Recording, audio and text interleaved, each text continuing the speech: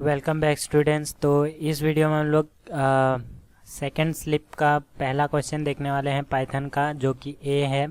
Right A Python function that accepts a string and calculate the number of upper case letters and lower case letters.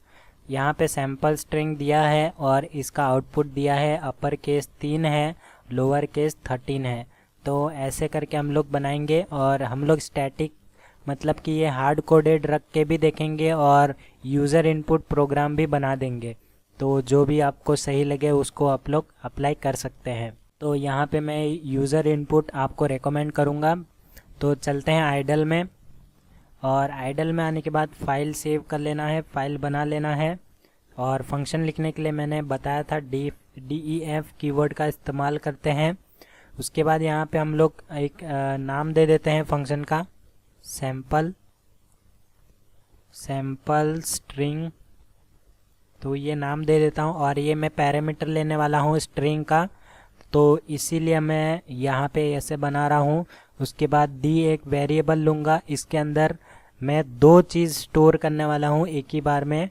एक upper case के लिए upper case, और इस upper case को मैं क्या करूँगा कि इस अपर केस को मैं 0 असाइन कर दूंगा, यानी कि इसके अंदर अभी 0 है।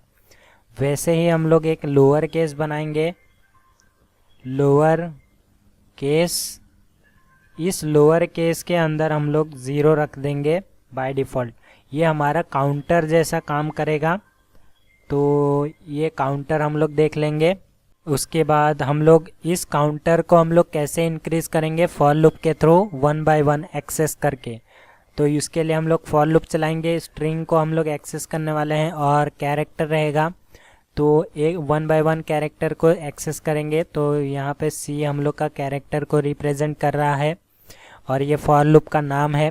इन किसके अंदर, S के अंदर। तो S के अंदर हमारा स्ट्रिंग रहेगा और उसके अंदर हम लोग क्या चेक करेंगे, उसके अंदर हम लोग कंडीशन चेक करेंगे, इफ़ कैरेक्टर यानी कि C जो है डॉट इस अपर है कि नहीं, UPPER इस अपर, यानी कि ये फंक्शन क्या रिटर्न करेगा, ये ट्रू या फॉल्स रिटर्न करेगा। अगर कैरेक्टर के अंदर यानी कि लूप के अंदर जो कैरेक्टर है स्ट्रिंग के अंदर, तो वो अगर अपर केस में होगा तो ये फंक्शन ट्रू रिटर्न करेगा, अगर नहीं होगा तो फॉल्स। तो अगर ये ट्रू होता है तो हम लोग को एक काम करना रहेगा। तो ये जो डी के अंदर हमारा अपर केस है, तो डी के अंदर हमारा ये अपर केस वाला काउंटर जो है अपर केस, तो इसके अंदर हम लोग क्या करेंगे, इसके अंदर हम लोग जो है इंक्रीमेंट कर देंगे 1 को। ठीक है, 1 से इंक्रीमेंट कर देंगे। अदरवाइज एल्स इफ लिखने का यहाँ पे थोड़ा अलग तरीका है, एलिफ लिखना पड़ता है। Elif C dot is lower. तो अगर ये लोअर केस में होता है तो लोअर केस का जो काउंटर है उसे इंक्रीज कर देंगे, यानी कि D of lower case D of lower case को हम लोग इक्वल टू 1 कर देंगे, यानी कि इसके अंदर प्लस प्लस कर देंगे, यानी कि 1 से इंक्रीमेंट कर देंगे। अगर ये भी नहीं होता है तो हम लोग क्या करेंगे, एल्स हम लोग, आप लोग कुछ भी कर सकते हैं। मैं इस लूप को पास कर दे रहा हूँ। ठीक है, तो पास कर दे रहा हूँ यानी कि ये नेक्स्ट चीज़ में पास हो जाएगा, यानी कि यहाँ पे एल्स फंक्शन में कुछ भी नहीं है, डायरेक्टली यहाँ पे वापस से फॉर लूप रन होने लग जाएगा। ठीक है, उसके बाद हम क्या करेंगे, अभी हम लोग प्रिंट परफॉर्म कर सकते हैं। तो अभी हम लोग प्रिंट को परफॉर्म करेंगे। तो प्रिंट परफॉर्म हम लोग का यहाँ पे होगा, तो PRINT, ओके, प्रिंट F नहीं, प्रिंट। यहाँ पे आप लोग अपने हिसाब से प्रिंट कर सकते हैं, तो प्रिंट जो चाहे वो कर सकते हैं। मैं यहाँ पे नंबर, ओके, यहाँ पे मैं PDF का ही कॉपी कर लेता हूँ। तो यहाँ पे हम लोग को क्या बोल रहा है, नंबर ऑफ अपर केस, तो इसको कर लिया मैंने कॉपी और यहाँ पे मैं कर देता हूँ पेस्ट। ओके, यहाँ पे पेस्ट हो गया है। इसको थोड़ा स्पेसिंग दे देता हूँ, यहाँ पे स्पेस, और यहाँ पे हमारा क्या आएगा, D ऑफ कौन सा काउंटर आएगा, अपर केस। तो अपर केस वाला काउंटर हमारा यहाँ पे आएगा।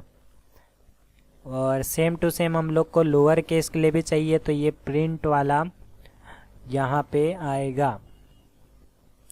तो यहाँ पे अपर की जगह लोअर करना है, लोअर, तो यहाँ पे मैं कर देता हूँ लोअर। ओके, एक चीज़ और नोटिस करना, ये जो है फॉर लूप के नीचे होना चाहिए और डेफ फंक्शन के अंदर होना चाहिए आपका ये प्रिंट स्टेटमेंट। ओके, ये चीज़ का आपको ध्यान में रखना है।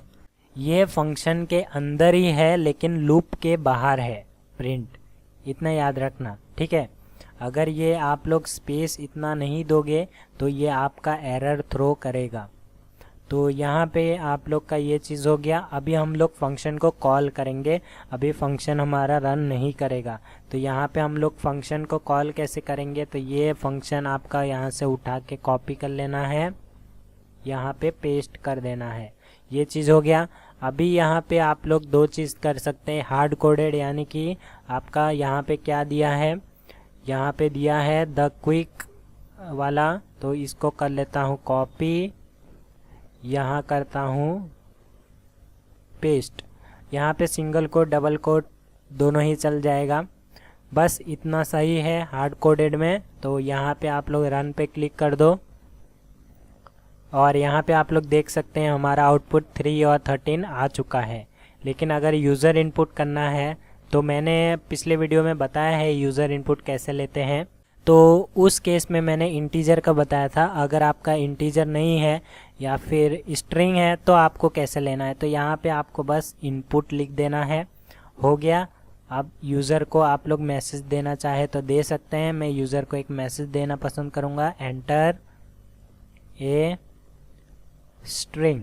तो यूज़र को पता चलेगा कि उसको करना क्या है, एंटर ए स्ट्रिंग।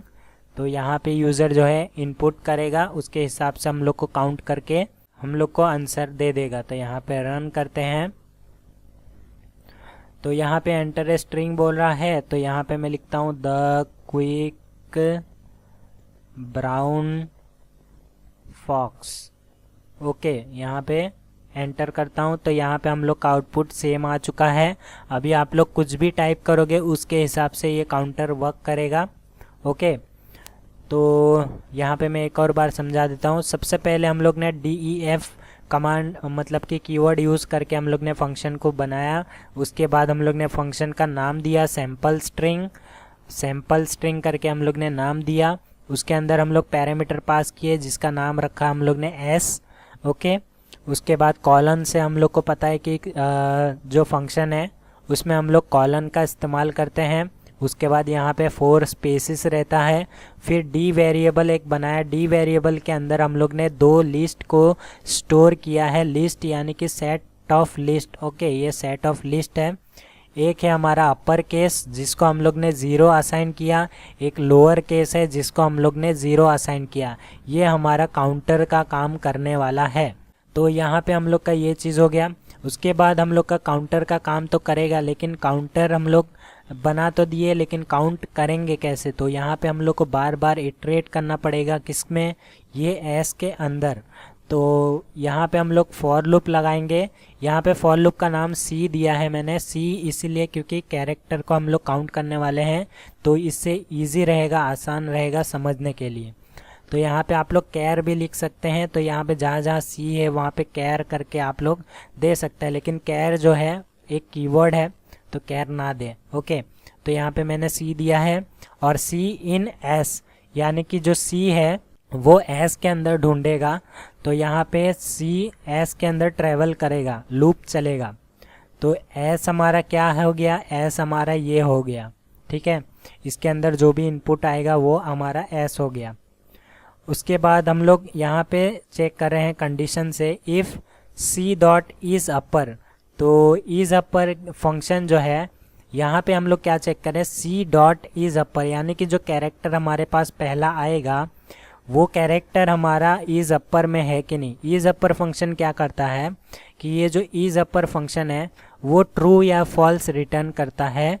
तो यहाँ पे किसको ट्रू देता है, जहाँ पर अगर ये केस जो है अपर केस में हुआ तो ये ट्रू रिटर्न करेगा, नहीं तो फॉल्स रिटर्न करेगा।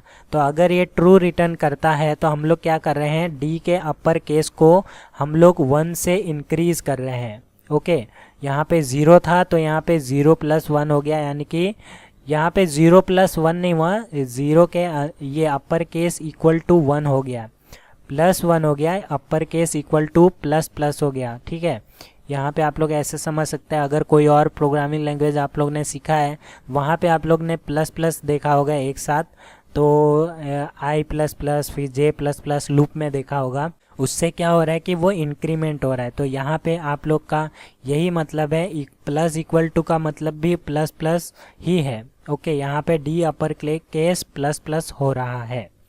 तो ऐसे करके आप लोग समझ सकते हैं। उसके बाद हम लोग एल्स इफ लेंगे। एल्स इफ यहाँ पे लिखने का तरीका है एलिफ। तो यहाँ पे एलिफ में क्या चेक कर रहे हैं, सी डॉट इज लोअर।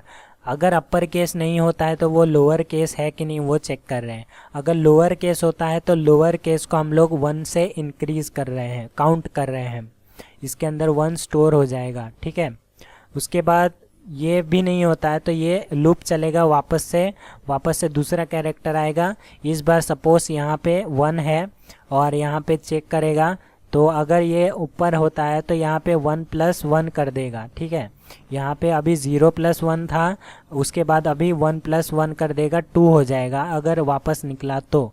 फिर ऐसे चेक करते करते ये इंक्रीमेंट बढ़ता जाएगा यहाँ पे। और उसके बाद हम लोग क्या कर रहे हैं, इन दोनों को प्रिंट कर रहे हैं। इन दोनों को हम लोग 1 बाय 1 लाइन से प्रिंट कर रहे हैं। तो यहाँ पे आप लोग देख सकते हैं हम लोग दोनों ही को प्रिंट कर रहे हैं। तो यहाँ पे ये चीज़ें आप लोग को आई होप समझ में आ गया। और अगर आप लोग ये लाइन नहीं लिखोगे तो आपका प्रोग्राम रन नहीं करेगा, मे बी क्रैश हो सकता है। मैंने कभी ट्राई नहीं किया, पर ये क्रैश हो सकता है, क्योंकि आप फंक्शन तो लिख दोगे लेकिन उसको कॉल ही नहीं करोगे तो आपका फंक्शन समझेगा ही नहीं करना क्या है। तो मैं भी ये फंक्शन बोल रहा हूँ, ये कोड जो है रन ही ना करे, पर ऐसा हो सकता है। तो ये छोटा सा प्रोग्राम है और 15 मार्क्स का है, तो आप लोग कर लेना और चाहो तो स्क्रीनशॉट ले सकते हो।